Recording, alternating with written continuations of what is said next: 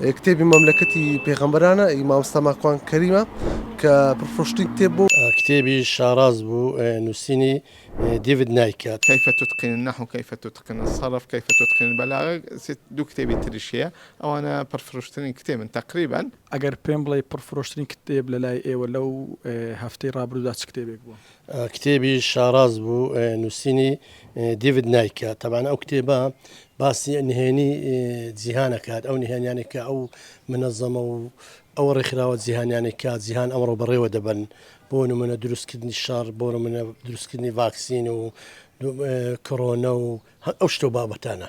کتێبەکە لە زۆربەی وڵاتان یاساغش یعنی ڕێ پێ نەدرا بڵاویتەوە لەبەروی نووسینەکە نووسەرەکە چەند زانیارێکی کە ئەمڕۆ ئێمە نانزانین باسی کردیان ئەو زانیارن لا ئێمە نینە، بەڵام لەناو کتێبەکەدا هەمووی باس کرا ئەو هەفتە و بڵێ مانگێکە پرفرۆشتنی کتێب بوو کە لە دەستگای ئێمە فرۆشابێت زیاتر لە 500 نسخەی لێ فرۆشا.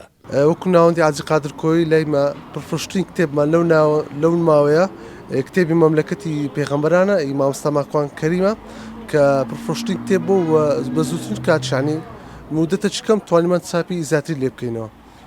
باشە ناوڕۆژ کتێبەکە باسی چی دەکات؟ بگومان مامۆستا ماکوان و هەموو خوێنەرێکی جیاواز یعنی ئەو کەسێکە دەیخوێنتەوە دیر بۆچوونی جیاواز هەیە لەسەر زۆربەی بابەتە دینیەکان بە تاکیدیش کتێبی مەملەکەتی پێغەمبەران دید و بۆچوونی مامۆستا ماکوانە لەسەر بابەت و دەقە دینەکان بە شێوەیەکی ینی نوێگەری و باسی نزیکەی 50 پێغەمبەر دەکاتن کە 25یان لە قورئان و حەدیث دەری کردو و 25ەکەی تکەش لە کتێبەکانی تەوڕات و ئینجیل دەری کردو بە شێوازێکی جیاواز بە لێکۆڵینەوەکی جیاواز. دو كتاب هەیە كيف تتقن النحو، كيف تتقن الصرف، كيف تتقن البلاغة. دو كتابي تريشيا او انا برفروشتني كتاب تقريبا خلق داوي دكا يعني ناوڕۆژی ئەو کتێبانە چی ئەگەر پێم بڵێ؟ والله بابتي نحو وصرف وبلاغية لەگەر ئیملایی پێدەنیسا ئەوە تازە دەرچووە خەڵک بڵێن تەڵەبەی کولیە تەڵەبەی حوجرەیە خەڵکی ترا دەیەوێ فێری زمانی عەرەبی بی خەڵک سوودی لێ وەرگرتیە و تەڵەبیشی زۆر لەسەری.